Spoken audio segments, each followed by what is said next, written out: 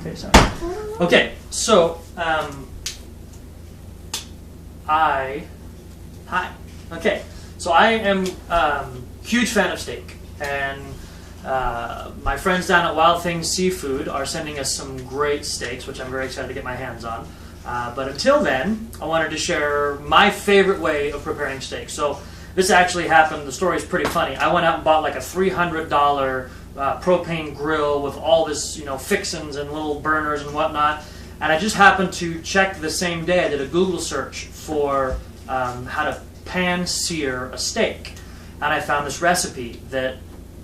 She wants to go grab Grace. I found this recipe that I've never been able to make steak any other way. So I'm a huge fan of Ruth's Chris, and so I'm going to show you exactly how I cook steaks, and it's very, very cool. So, so you'll see I've got the oven here set at 500 degrees, and if you take a look in here, I have a dry cast iron skillet.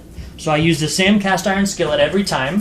One of the great elements of cast iron skillets is that the more that you cook in them, the more it just kind of keeps some of the flavor and stuff from the previous things that cooked in it. And so the best cast iron skillets are the oldest cast iron skillets. Anyway, so you put the skillet in there, and then you heat the oven up to 500 degrees while it's in there. Then you turn your burner on high. Make sure it's on, like in my case, we've got a small and a large burner. So make sure you turn the burner on the large size. And then all you do is I've got some great fillets here. Take a little bit of olive oil. So no pan in the, you want the pan to come out dry and hot. You're going to put it on the burner dry and hot. So all you do is put a little bit of olive oil, a little coat of it on the top and the bottom of the steaks. Nice and even, so it's not terribly crazy. A little bit of olive oil, and then a good amount of salt. This salt shaker sucks because we got 2 big grains of salt in it. The grains of salt are too big. Anyway, so good amount of salt, a little bit of cracked pepper.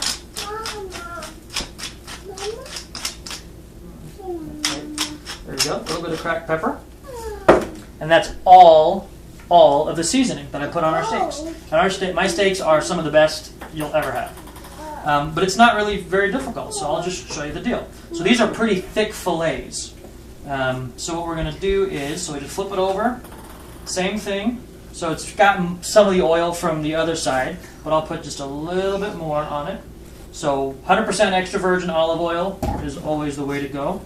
And it just gives you a nice even sear on the steaks themselves.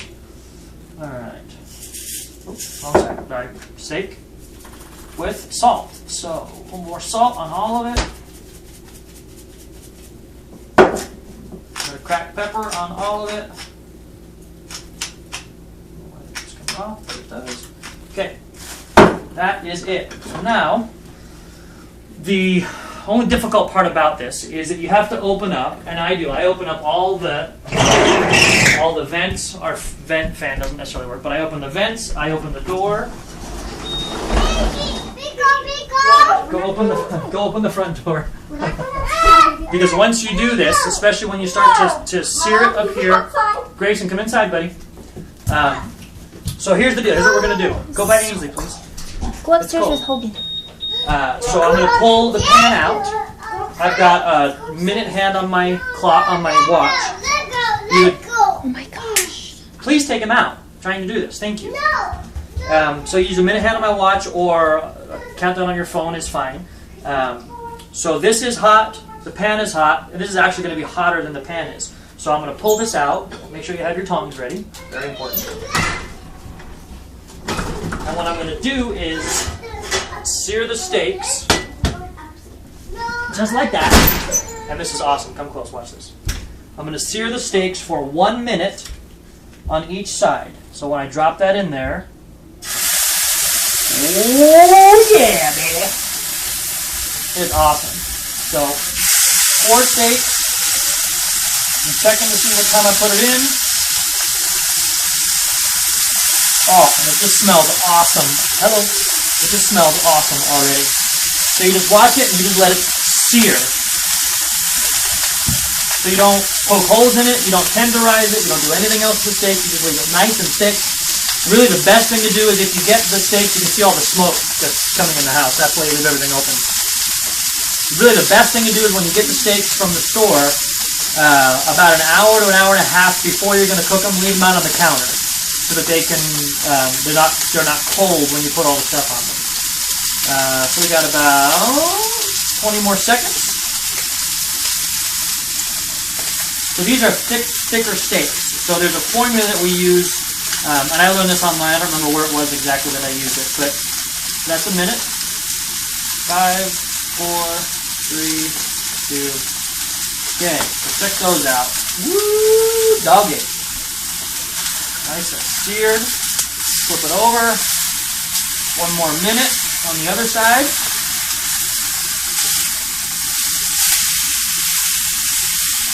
Okay.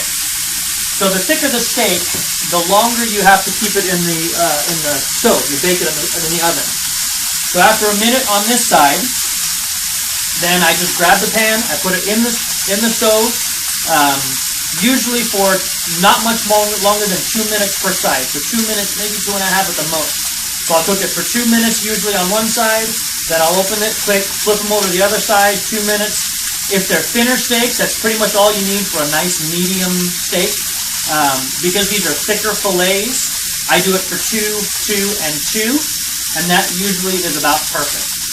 Every once in a while, if I need just a little more, I'll pull the pan back out, set it back on the stove top, and as I'm preparing my plates for the setting of everything, it cooks just a little bit more on the outside of it. So yeah, here we go. All right, there's 1 minute. And now, Yay, Daddy's real look out, look out, look out. Now we're just gonna grab it, throw that sucker right in there like that. All right, so 2 minutes starts. In the meantime, got some fresh green beans. Yummy. We're cheating on the potatoes, but they're really good. This Main Street Bistro baked scallop potatoes, pre-cooked and everything. You just throw them in like that. They are awesome. Yummy. Smell great. They taste super good. We cheat on potatoes here. I'm sorry, but we do.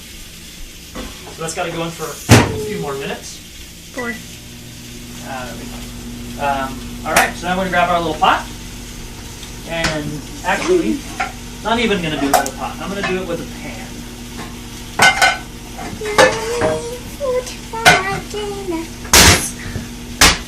So I'm just going to throw a little water in the bottom of the pan. Not much more than that. A little salt. And just a drop of olive oil.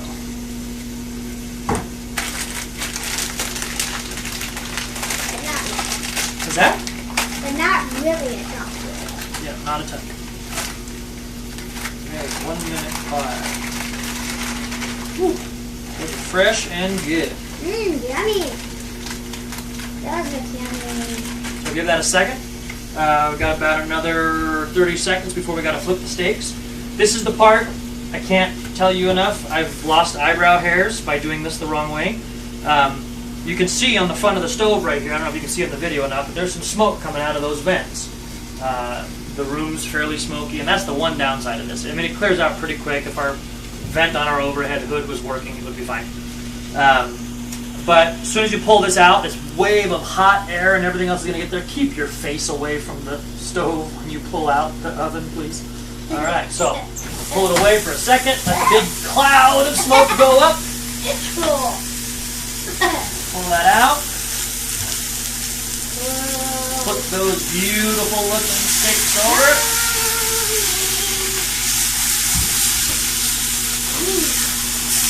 Just like that.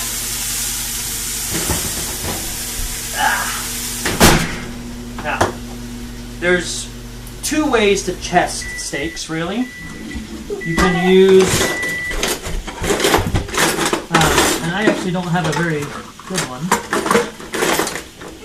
Apparently. There we go.